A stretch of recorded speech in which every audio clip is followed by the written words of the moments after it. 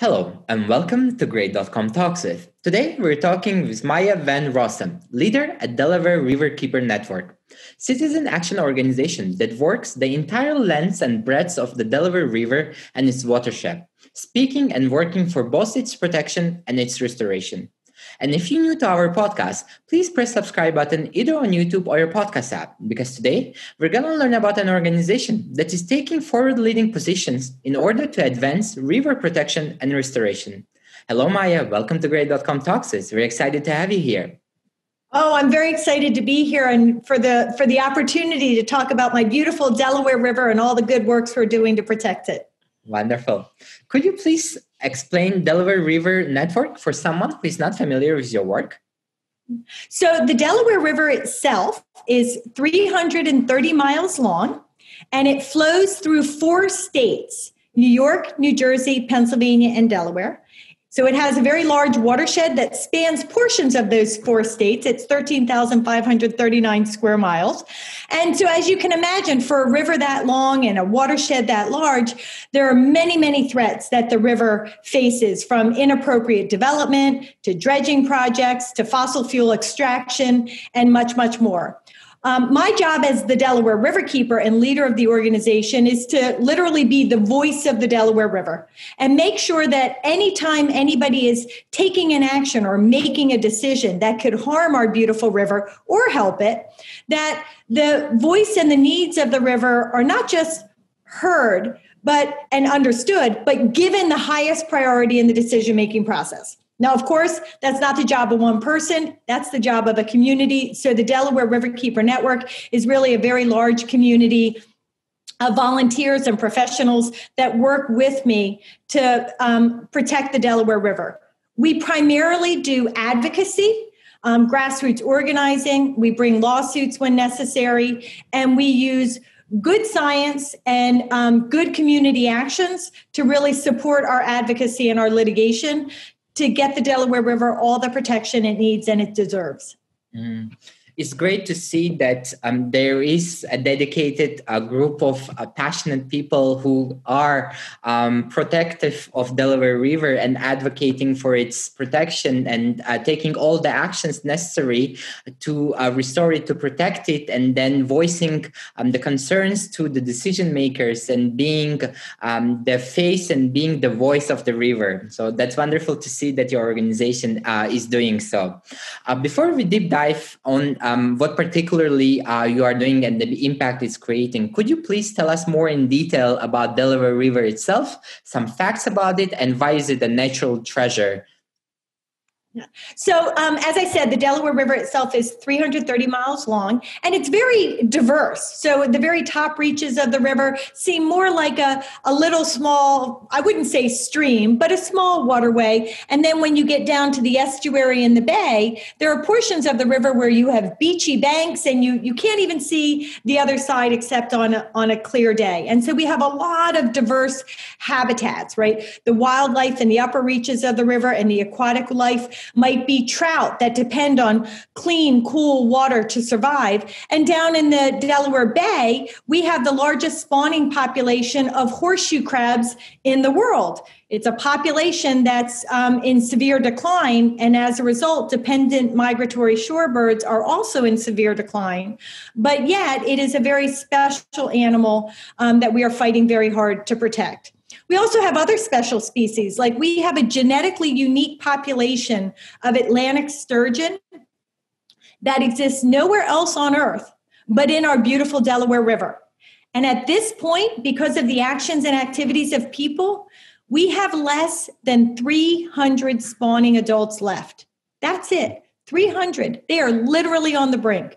And so we are having to fight against dredging and pollution and other problems that are really threatening to wipe that species, that genetically unique line, off of the face of the earth, which of course would be devastating morally, but also ecologically. So the river is very, very important for aquatic life, but it's also very, very important for human life. The Delaware River is the drinking water supply of over 17 million people in our 4 watershed states who rely on the cool, clean water of the river. And in fact, the upper reaches of the Delaware River are so clean that the people of New York City can drink the river unfiltered. It doesn't have to go through a water treatment plant before the people get to drink it. It just goes through a pretty basic system, and then it goes down to the people of New York City, and they get some of the best quality water anywhere in the nation, in the world, in terms of taste and healthfulness. And economically, the Delaware River is a driver. And I'm not talking about polluting, devastating economic activities. I'm talking about ecotourism, right? And good quality water that can not only service drinking, but can service businesses of all kinds. And at this point, the Delaware River is recognized to be provide $22 billion of annual economic benefit to the region because it is such a healthy river. But it's a healthy river because people are really fighting for it. There was a time in the 1940s and the 1950s when the river was so polluted that it had an oxygen dead zone for 20 miles. You could smell it from a plane flying above. When boats would come into the river, the pollution was so intense that it would peel the paint off of ship hulls. We've brought the river back from that brink through good citizen action, advocacy, and when necessary, litigation. And now we're just facing a new set of challenges that we have to take on. So it's got a long and varied history, but a lot of people who really, really care about our river and all the tributary streams, right? Like we can't just fight for the main stem river. We have to fight for every single tributary and every square inch of the river's watershed, because the watershed and the tributaries directly dictate the health of the main stem river. And so that's why my organization works throughout the entire watershed, taking on all of the challenges and issues that we face. It sure seems to me, based on what you have described, Delaware River is indeed a natural treasure. And you mentioned that it provides access to water to 17 million people. That's 5% of all the U.S. population. So the impact it has on the population, on the human activity, is quite extensive. And you mentioned about unique habitats it has, and although the number of them has been decreasing, but it has a diverse bio ecosystem. So it's important to understand that and to highlight its uniqueness, and your organization is perfectly doing that. You mentioned some of the challenges that the Delaware River is facing, but could you please tell us more in detail those challenges that are being faced by the Delaware River today? So one of the biggest threats that we've been having to fight in recent years, which unfortunately so many communities have had to fight, which is to prevent the fracking for gas from shale. Right? Shale gas extraction within the boundaries of our watershed. The Delaware River watershed is home to some of the shales where the fossil fuel industry engages in this devastating practice called fracking. In order to shatter the shale, it uses millions of gallons of water. It uses very toxic chemicals in order to advance the process of extracting the gas from the shale, which is a climate changing gas in and of itself. And so the extraction process plus the delivery and the use of that gas is a major contributor to the climate crisis. And the climate crisis is a major threat to the Delaware River watershed and all watersheds and all people because, of course, it's devastating consequences for a changing climate in terms of rain and rainfall and drought and habitat and ecosystems and temperature and so much more. But the fracking itself has devastating consequences for water quality, for human health, for air quality, and for the quality of the life of the people who live in and around where it happens. Because we have some of the shales where this fracking takes place, the industries tried to come to our Delaware River watershed early on.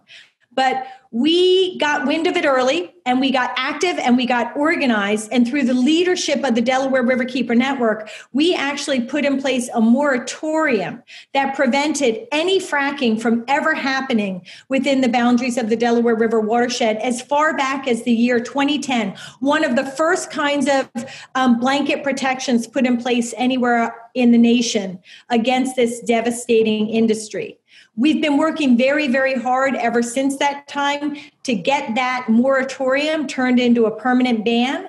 And in recent months, we've made tremendous progress on that front.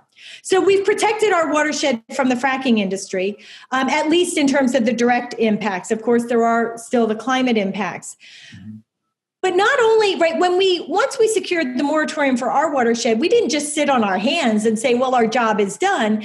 We really recognized that by proving that fracking was not safe for our Delaware River watershed, we were proving that fracking was not safe for any watershed, for any communities, anywhere within our region, within our nation. And so we've shared our expertise and our knowledge with other communities across the country to try to help stave off this devastating industry, to prevent it from advancing and to actually roll it back and help get our region and our nation onto a clean energy pathway where we can provide all the energy we need without the devastating consequences that the fossil fuel industry provides. While we've been able to protect our watershed from fracking, though, we haven't been able to stop the pipelines that come from the fracking operations outside of the Delaware River watershed and try to cut through our watershed in order to bring it to other parts of our nation and even the world through LNG exports. So we have been fighting against over a dozen fracked gas pipeline projects over the years. We are fighting against liquefied natural gas export facilities on the banks of the Delaware River because they themselves bring devastating consequences for our watershed, for our communities, for our health, for our safety, for our region. We've also been battling for many, many years against inappropriate development projects, right? Housing developments and commercial development. There is a place and a space and a way to undertake development so it doesn't have devastating consequences for our environment. And on the flip side, there's a way to do development that makes it as tremendously dangerous in terms of polluting waterways and resulting in flooding and flood damages for downstream communities, devastating critical ecosystems for aquatic life and for wildlife. So we've been fighting really hard to ensure that when development does advance, it doesn't advance right on the banks of a river or on a stream, but it takes place further up the hill using development practices that are protective of the environment, protective of our communities, protective of water quality, and don't contribute to flooding and flood damages. We've also looked at critical species like the horseshoe crabs and the Atlantic sturgeon. Each of them faces different kinds of threats. The horseshoe crabs used to be harvested as bait in order to catch other species on the brink, like conch and eel. And so we worked very, very hard with colleague organizations to prevent the bait harvest of the horseshoe crabs of the Delaware River and secure other critical protections for that species. The Atlantic sturgeon, it suffers from dredging projects and pollution. And the fact that while the Delaware River no longer has that oxygen dead zone, it does have significant oxygen sags in the summertime that can have really damaging consequences for species like the Atlantic sturgeon. And so while we fight against the bad things that are harming the sturgeon and other species and people, we are at the same time fighting for regulations and protections that will ensure that the water has to be cleaned up so that it is more protective for the people and for the critters that depend upon the river. And the truth is, I could go on for hours and hours and hours about all the challenges and all the opportunities, but hopefully that gives you a little bit of a flavor of the diversity of the kind of work we do and the fact that we're really successful, that we did get that ban on fracking, that we have, really had tremendous, powerful protective benefits for the species and for the people that depend upon our beautiful Delaware River. Yeah, absolutely. It's very unfortunate to see that the fracking, the fossil fuels, and the infrastructure and construction industries are creating threats to the Delaware River. But it's great to see that your organization is protecting it and has been able to achieve success, as mentioned by you, on a level on creating moratorium, on restoring the habitats, and also being a true advocate. So it's despite the challenges, despite the threats being thrown to the river, there is a group of individuals who are passionate. There is a group of protectors who are making sure that no harm is being done to the river and the community that benefits from the river. Am I correct to assume that all this action has been done by the river force within your organizations who are advocates?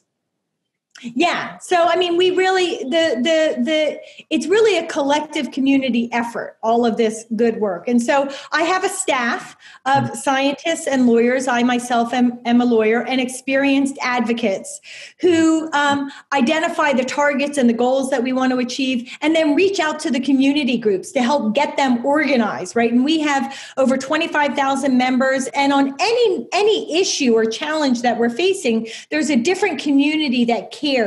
And we work closely and intensely with them to take on that challenge, whether it's cleanup of a toxic site that has been ignored by the state of Pennsylvania for decades, and as a result has a spreading pollution plume, or whether we're talking about a new industrial operation being proposed in New Jersey, right, that will have devastating consequences for our river and for our community. It's all about looking at that specific issue, that specific threat, identifying what strategies need to be undertaken to stop it and to protect the river and the communities, and then also working with the communities who deeply care and will be directly affected, and helping ensure that they have the primary voice in speaking in defense of their community, their goals, their needs, and their desires. So everything is really a partnership, and making sure that we are helping lift up the voices of all the people who will be impacted and all the people who care. And not just to protect those of us who are here today, but literally also to protect future generations, right? Because we're all connected. And it's people in the past that help protect those of us here today, so we could enjoy so much of the beautiful nature that we have, beautiful nature that is under serious and severe threat. And it is our obligation to make sure that we protect that beautiful nature for future generations, including addressing the climate crisis and not allowing the fossil fuel industry and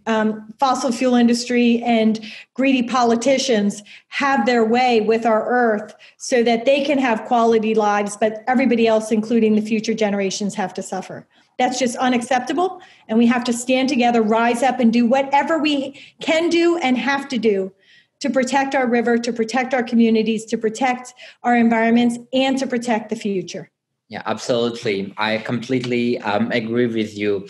And what I really like about the approach you're taking within your organization, you're bringing all the voices of the community together. You mentioned there are 25,000 members of within your network. And those individuals who are a part of the network, they are engaged. They take part in different projects that take place, and they are voicing their opinions, and they are protecting the river. But because at the end, these are the life of those communities are impacted, and we need to make sure that the voices of those communities are being heard to the decision makers, and we need to take care of the future generation. We know all the challenges we're facing with the climate river, but what you have done so far with the Delaware River protection can be a role model for other waterkeeper organizations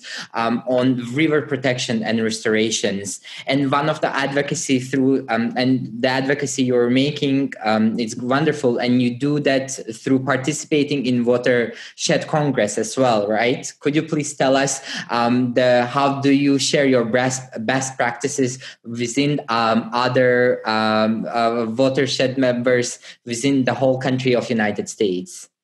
Yeah, absolutely. I'm so glad that you asked about the Congress, because that's a really good example of what we do to support good science, good education and information, and good advocacy, right? People can't get engaged with protecting their environment and protecting their communities if they don't have the knowledge to be engaged. One, they can't make a good argument to a decision maker why a bad project should be stopped or a good project should be advanced if they don't have good information to make the case for why that outcome should happen. But two, also, if people don't have knowledge, they don't have the confidence to step up and speak out in defense of their communities and their environment. So they need the information. Sometimes they need the information in those living room meetings, right, where we're organizing strategy. But the other way they need that information is just to sit down at something like our annual Watershed Congress, where we bring scientists and advocates and government officials and lawyers from all over the region, as well as the interested community. And we have educational presentations so people can come and learn about the science and the law, the opportunities and the threats that are being, are happening in our region and in our world, so they can become better educated and as a result become better advocates. We do it in the Watershed Congress, where it's more that speaker audience kind of approach, and our speakers try to be really engaging and find ways to get people engaged. But the other education opportunity, as well as restoration opportunity we provide, is we actually help bring people out to streams to restore them, maybe to restore a species that's being lost, to plant plants, to, when there's a fish kill that's happening, bringing people together to literally save the fish that are suffocating and getting them to safer ground. So we also find hands-on ways to have people actually come out and learn and engage and save all at the same time. Yeah, absolutely. It's important to increase the awareness of the population, to bring the scientific facts and the policy makers all together to educate the public on how to better protect the rivers and how to restore it. So it's great to see that you're bringing through the Watershed Congress all the stakeholders to one place to discuss the river protection and river restoration. If someone would like to support Delaware Riverkeeper Network, how can they do so? Well, I would really encourage them to go to our website, www.DelawareRiverkeeper, no spaces, no underlines, DelawareRiverkeeper.org. And there you can find opportunities to come out to projects or learn about when the Watershed Congress is going to be by looking at our events calendar.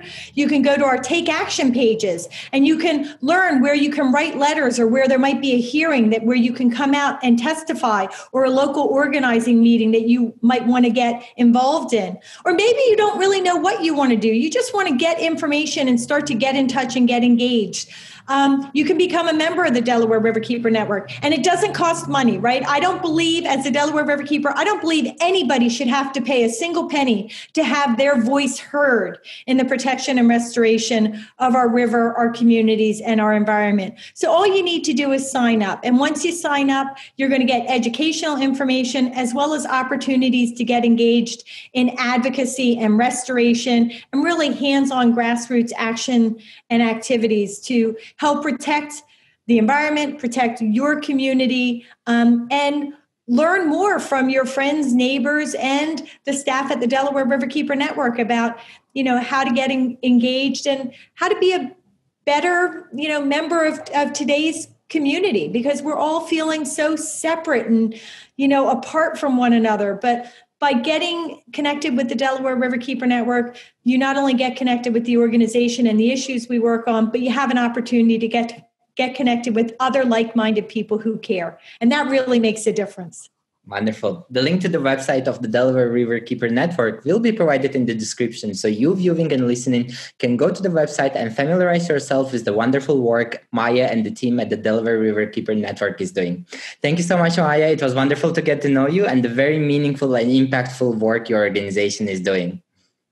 Well, thank you so much. And thank you for the impactful work you're doing, right? Because I can't accomplish my job without people like you that are helping to spread the word about the Delaware Riverkeeper Network and other organizations doing good works across the nation, around the world. So thank you for what you do, because we need you and we appreciate you. Thank you so much. For you listening, if you enjoyed this conversation, please press like and share button, because this will show the YouTube and podcast algorithm that this conversation is important, that we need to advance river protection and restoration. Thank you, and see you in the next episode.